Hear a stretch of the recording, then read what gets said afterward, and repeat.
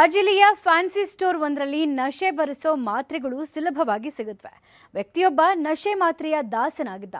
ಮಾತ್ರೆಯನ್ನ ಪುಡಿ ಮಾಡಿ ಇಂಜೆಕ್ಷನ್ ಮೂಲಕ ನೇರವಾಗಿ ನರಕ್ಕೆ ತೆಗೆದುಕೊಳ್ತಾ ಇರುವ ಆಘಾತಕಾರಿ ಘಟನೆ ಬೆಳಕಿಗೆ ಬಂದಿದೆ. ಮುಂದೇನಾಯ್ತು ಅನ್ನೋ ವರದಿ ಇಲ್ಲಿದೆ.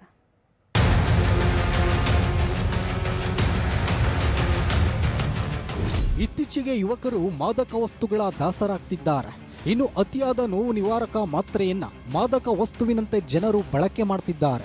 ಆದರೆ ಮಾತ್ರೆಗಳನ್ನ ವೈದ್ಯರ ಸಲಹೆಯಂತೆ ನಿಯಮಿತವಾಗಿ ಹಾಗೂ ನಿಗದಿತ ಸ್ಥಳದಲ್ಲಿ ಖರೀದಿಸಬೇಕು. ಆದರೆ ಕೆಲವರು ಇದನ್ನ ಅಕ್ರಮವಾಗಿ ಮಾರಾಟ ಮಾಡ್ತಿದ್ದಾರೆ.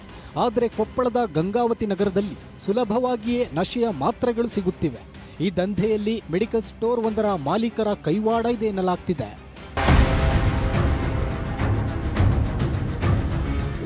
ಗಂಗಾವತಿ ನಗರದ ಲಕ್ಷ್ಮೀ ಕ್ಯಾಂಪಿನ ನಿವಾಸಿ ಸಂಗನಗೌಡ ಎಂಬುವರಿಗೆ ನಿರಂತರವಾಗಿ ಮೈಕೈ ನೋವು ಕಾಣಿಸಿಕೊಳ್ತಾ ಇತ್ತು.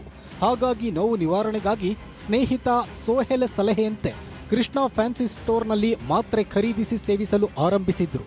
ಆದರೆ ಕ್ರಮೇಣ ಸಂಗನಗೌಡ ಈ ಮಾತ್ರೆಗಳ ನಶೆಗೆ ದಾಸನಾಗಿ ಹೆಚ್ಚಿನ ಕಿಕ್ ಪಡೆಯುವ ಉದ್ದೇಶಕ್ಕಾಗಿ ಮಾತ್ರೆ ಸೇವಿಸೋಕೆ ಶುರು ಮಾಡಿದ್ರು.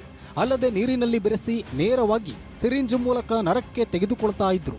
ಆದರೆ ಇತ್ತೀಚೆಗೆ ತೀವ್ರ ಆರೋಗ್ಯ ಹದಗೆಟ್ಟ ಹಿನ್ನೆಲೆ ಈತನೇ ಪೊಲೀಸರ ಮುಂದೆ ಈ ಬಗ್ಗೆ ಆಘಾತಕಾರಿ ಸಂಗತಿಯನ್ನ ಬಾಯ್ಬಿಟ್ಟಿದ್ದಾನೆ. ಈ ಜಾಲದಲ್ಲಿ ನಗರದ ಸಾಹಿಲ್, ಸೋಹೆಬ್ ಸೇರಿದಂತೆ ಅನೇಕ ಯುವಕರು ಸಿಲುಕಿರುವುದು ಪತ್ತೆಯಾಗಿದೆ. ನೋವು ನಿವಾರಕವಾಗಿ ಬಳಸ್ತಾರೆ ಹಾಸ್ಪಿಟಲ್ನಲ್ಲಿ.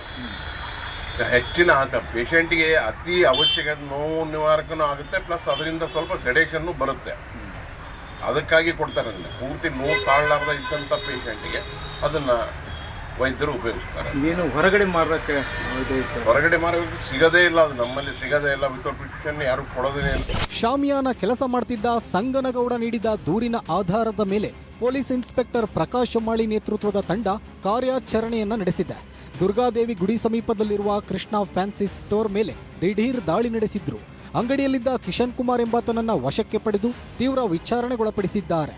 ಅಕ್ರಮವಾಗಿ ಈ ವಿಷಕಾರಿ ಟ್ಯಾಬ್ಲೆಟ್ಗಳನ್ನು ಮಾರುತ್ತಿದ್ದ ಎಂಬುದು ಪ್ರಾಥಮಿಕ ತನಿಖೆಯಿಂದ ಹೊರಬಿದ್ದಿದೆ. ಇನ್ನು ವೈದ್ಯಕೀಯ ಪರವಾನಗಿ ಇಲ್ಲದೆ ಫ್ಯಾನ್ಸಿ ಸ್ಟೋರ್ಗೆ ಸ್ಥಳೀಯ ಮೆಡಿಕಲ್ ಶಾಪ್ ಮಾಲೀಕರೊಬ್ಬರಿಂದ ನಶೆ ಮಾತ್ರೆಗಳು ಪೂರೈಕೆ ಆಗ್ತಿರುವ ಬಗ್ಗೆ ಮಾಹಿತಿ ಸಿಕ್ಕಿದೆ. ಪೊಲೀಸರು ಆತನನ್ನ ವಶಕ್ಕೆ ಪಡೆದು ವಿಚಾರಣೆಗೊಳಪಡಿಸಿದ್ದಾರೆ.